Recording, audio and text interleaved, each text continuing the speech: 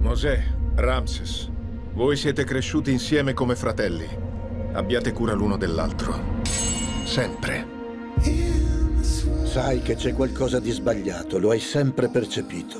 I tuoi genitori non ti hanno mai detto la verità. Quale verità? L'anno della tua nascita ci fu una profezia che sarebbe nato un condottiero per liberarci.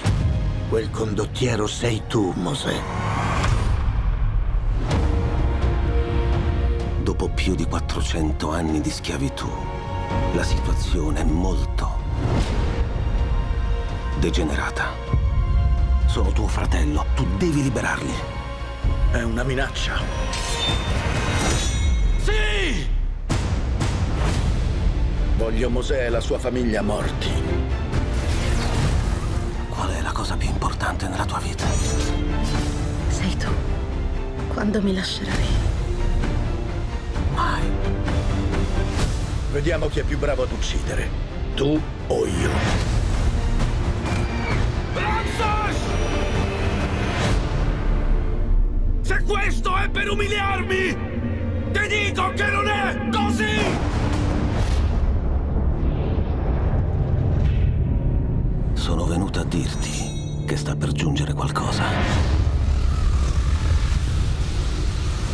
Che va ben oltre me e te. Si tratta della sopravvivenza dell'Egitto, lo comprendi? Chi ti ha detto questo?